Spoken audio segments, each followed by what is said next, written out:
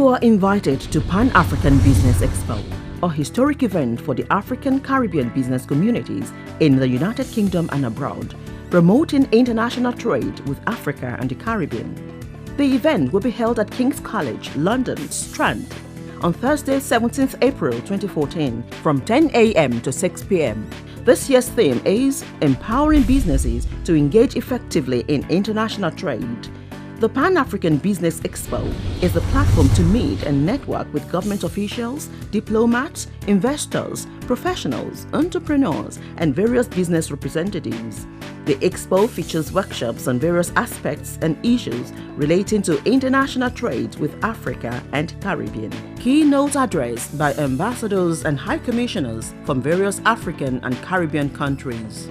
Invited speakers are Prem Goyal, OBE, CEO Global Markets Consultants Limited, Leslie Batchelor, Director General of the Institute of Export, IOE, Brian Trehen, MBE, UK Trade and Investment International Advisor, Emmanuel Wilfred Jones, entrepreneur and founder of the Black Farmer Food brand, Michael Parker, CBE, strategist and entrepreneur, John Hilaire, Executive Director of War on Want, Musvari, Her Royal Highness Betty Makoni, multi-global award winner, gender expert, founder, Girl Child Network Worldwide, Sonia Brown, MBE, business communicator, branding strategist, Mavis Amankwa, entrepreneur, PR guru, author, and motivational speaker, and other distinguished speakers. This is a great opportunity to come and explore business opportunities in various African and Caribbean countries. Showcase your products and services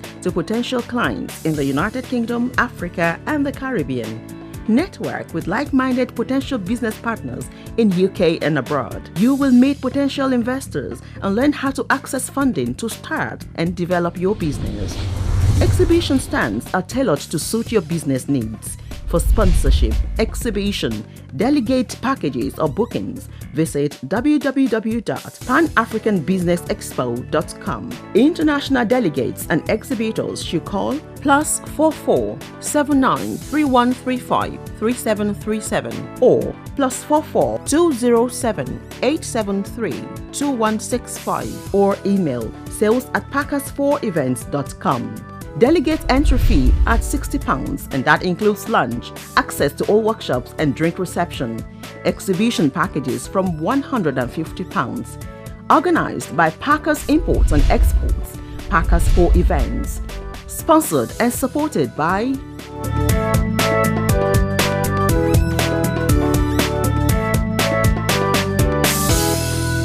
Pan African Business Expo. Be there. Welcome to InspiringWomen. When you think about tourism, investments, do you think about Africa? There's so much untapped resources that you don't even know about. Today, we're at the Malawi High Commission and we'll be speaking to the High Commissioner, His Excellency Bernard Sande. He will tell us about the vast resources and investment opportunities that Malawi has to offer. First of all, let me welcome you to the Malawi High Commission in London. As you said, my name is Bernard Sande, the High Commissioner for Malawi to the United Kingdom of Great Britain and Ireland. Talking about investment opportunities in Malawi, first of all, let me just point out what a lot of people, or quite a significant number of people, are familiar with about Malawi. In tourism terms, Malawi is referred to as the warm heart of Africa. I want to talk about that because it sets the context of what makes business thrive. Malawi is called the warm heart of Africa because of the warmth of the people. They are welcoming and very friendly. That's what Malawians are known for. But not only that, in terms of tourism, Malawi offers very interesting tourist attractions. Apart from wildlife tourism, for which Africa is known for, Malawi also offers beach life,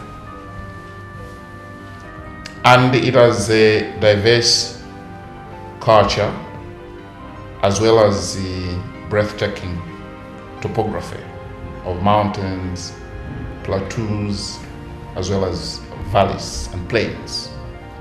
So it has a lot to offer in terms of tourism.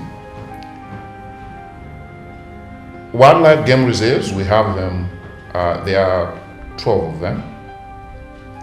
Some of them small, which are right in the major cities of the country, the 3 major cities of the country. But the other ones are quite large, with the various types of wildlife, including the Big 5. Now, the obvious questions that people would ask is, why should you invest in Malawi? Again, I'll look at the context. Before I go any further, look at the context which would make investment possible, which would make an investment location attractive. And that is the nature of the country in terms of its political system, as well as how peaceful it is. Malawi is a democracy. It's a multi-party democracy, and it has all along, since independence in 1964, been politically stable. That's important for investment.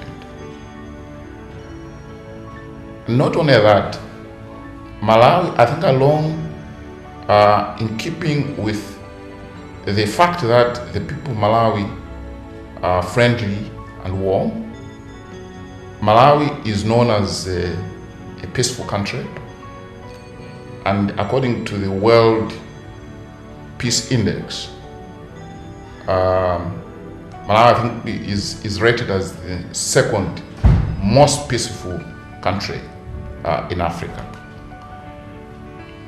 But also it is rated as the 3rd safest place in the world. Now, if you combine that with the fact that Malawi is a paradise in terms of tourism, that's where you would want everybody to be. That's where you would want to be, both as a tourist, but also as an investor, as a business person. But beyond that, Malawi is ideal for investment for any international business person, because English is the official language. In fact, it is a language of instruction in schools, in the education system. And given that English is the language of business internationally, that makes doing business in the country easy. For British investors, because we have a long historical relationship with the United Kingdom, British investors might also wish to know that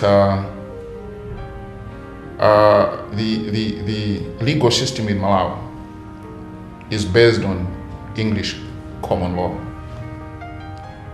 and the conduct of business both in government and the private sector is rooted in British tradition. In addition to that, the Malawi government offers a wide range of incentives. For instance, there are general incentives like duty-free importation of capital goods and raw materials, and some allowances, tax allowances on training of local people working in industry. And there are a lot other investment incentives, details of which are contained in this document. This document outlines investment incentives in various sectors in quite some detail. But it also mentions that when it comes to the export processing zone, because we have export processing zones in Malawi, the importation of capital goods, raw materials, and even exports are not subject to any tax. But the other thing that an international investor might be interested in is that, given that today the world is a global marketplace, is a global village, and it's one common marketplace, of course, facilitated by IT and social media. We no longer talk specifically in terms of the domestic market, because the world is open for business. Malawi has access both to regional markets and to international markets. Regional markets of the Southern Africa Development Community,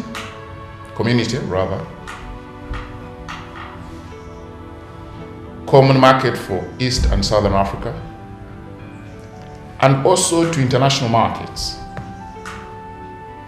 It has access, for instance, preferential access of its exports to the European Union, as well as to the United States of America under the Africa Growth and Opportunity Act.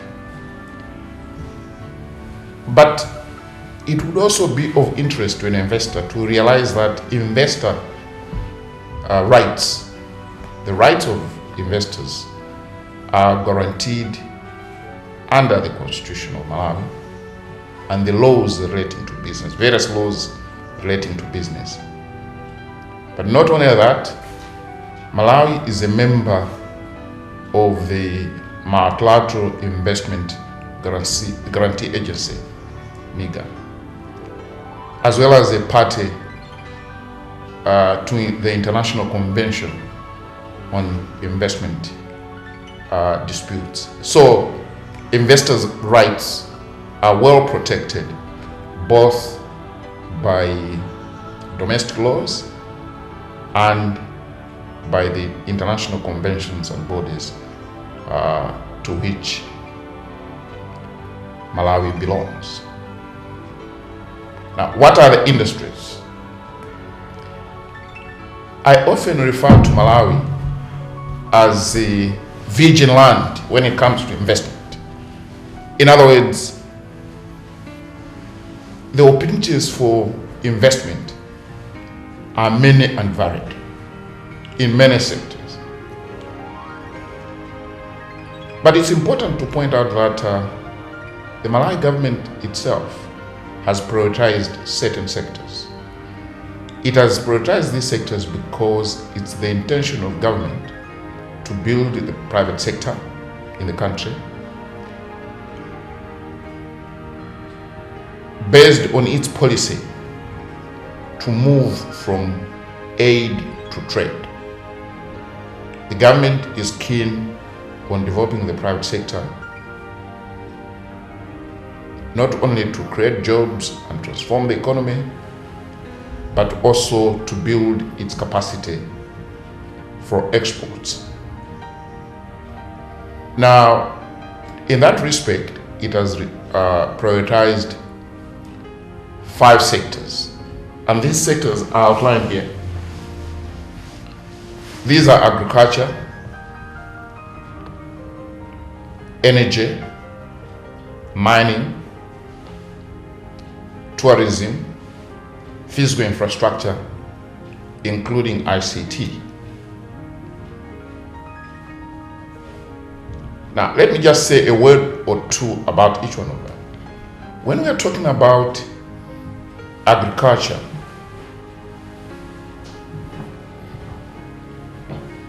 that's a generic term. We're referring to not only farming, but also animal husbandry, livestock development, that is, as well as fisheries. Fisheries, I think let me just elaborate on fisheries. Malawi, as you know, has the 3rd largest lake in Africa, a freshwater lake with the various species of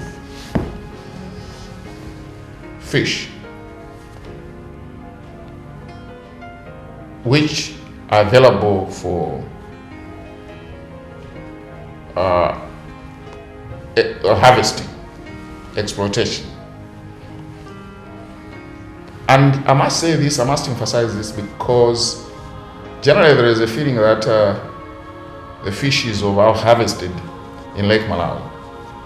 But you might wish to know that there is a large stock of fish which is in deep waters in Lake Malawi, and that is available for fishing. There is an opportunity there.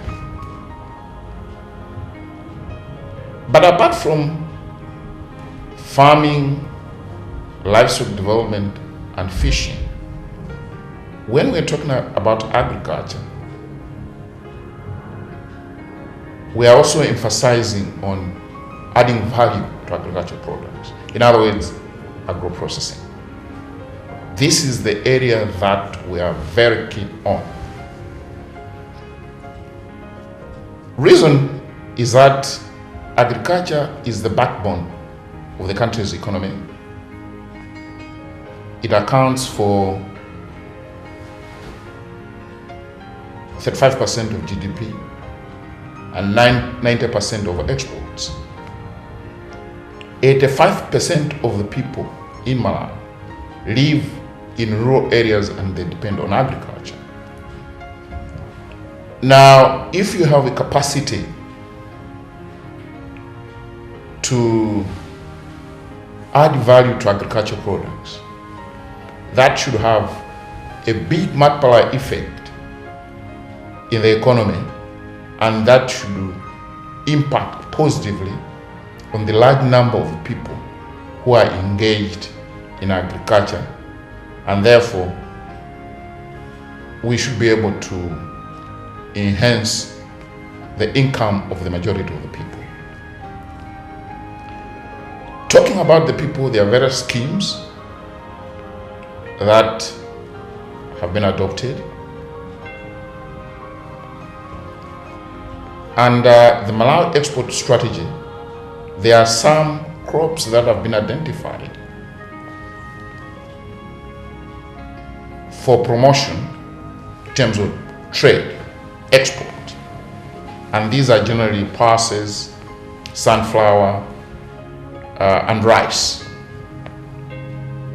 You might be interested to know that we have very good varieties of rice in Malawi, which are in great demand, particularly in the region. So these are some of the opportunities that can be looked at. Moving forward from agriculture, let me say something about energy. And here mainly we are talking about power generation, electricity. Currently, the generation of power,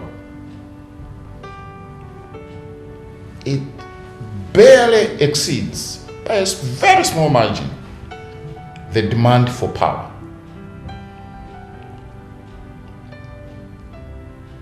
And because of what we envisage to be an increased, we look at the future with a lot of hope in terms of investments in the economy, in various sectors in the economy. And that would necessitate power. I just talked about mining. Mining requires a lot of power, and therefore the government is keen in terms of generation of power to move from the current situation where power is just barely enough for the economy. We want to move beyond that so that we should be able to have enough power to service various industries. Already the government is making some efforts. It's working with the government of Mozambique to tap some energy from Caborabassa to Malawi. But it is also implementing a project funded by the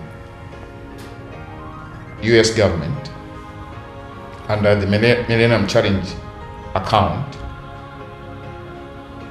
to rationalize and improve energy generation and transmission. These efforts that I've just cited should be able to improve the generation and transmission of power in the country. But given the kind of economic activities that we envisage to take place in the country very soon, that we need a lot more energy. And investment in that respect is available in all types of the energy mix, be it hydro power generation, wind energy, solar energy, thermal energy. All these would be required to provide the energy that the country needs. So there is great need for investment in that sector, in the energy sector. Coming to mining, and this is an interesting area because it's a new area for Malawi. Malawi has traditionally been an agricultural country. It has not been known to be a mining country. The first mine that was opened in Malawi is an uranium mine, which is operated by an Australian company. But there are traces of a lot of other minerals. In fact, right now, there is a beehive of activity in terms of exploration. There are quite a number of companies, foreign companies that are in Malawi, trying to explore various minerals. And of interest would be oil and gas. There are prospects or there are indications that there may be oil and gas in the country, and there are some companies that are exploring that. There are also some companies that are exploring rare earth minerals. There are traces of other types of minerals like copper, gold, phosphates. Phosphates are there. Bauxite is there, and a lot of other minerals. I think we should be able to provide you with a list of the minerals that we think could be available in the country. But I think it's also important to point out that right now the government is carrying out a geophysical mapping with the assistance of the World Bank in order to determine the type of minerals that we have and the quantities that may be there. After that exercise, we should be able to have good and reliable data on the kind of minerals and the quantities that we may have. So that is an area that is very exciting, and we invite our prospective investors to look at it.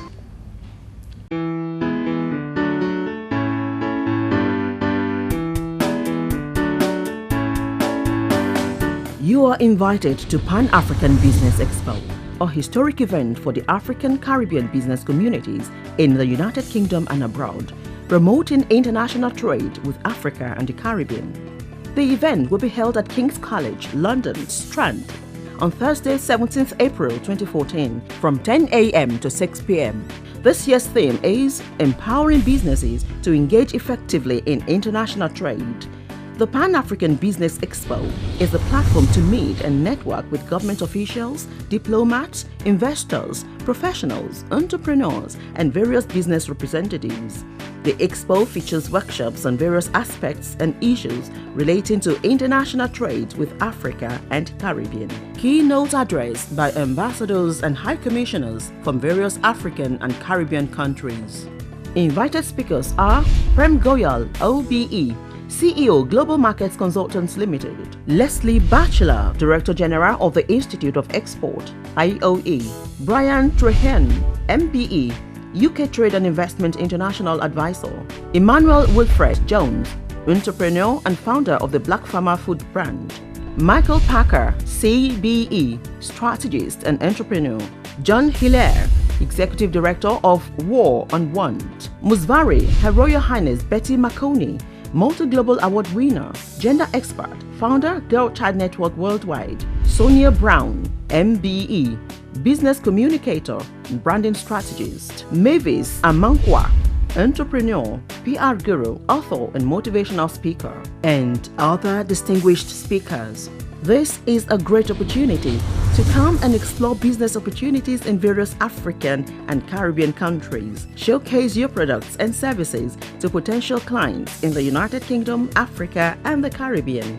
Network with like-minded potential business partners in UK and abroad. You will meet potential investors and learn how to access funding to start and develop your business. Exhibition stands are tailored to suit your business needs. For sponsorship, exhibition, delegate packages or bookings, visit www.panafricanbusinessexpo.com. International delegates and exhibitors should call +44 79 3135 3737 or +44 207 873 2165 or email sales@packers4events.com. Delegate entry fee at £60, and that includes lunch, access to all workshops and drink reception.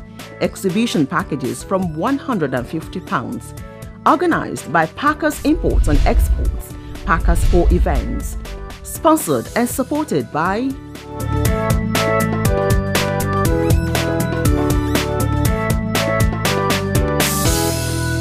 Pan African Business Expo.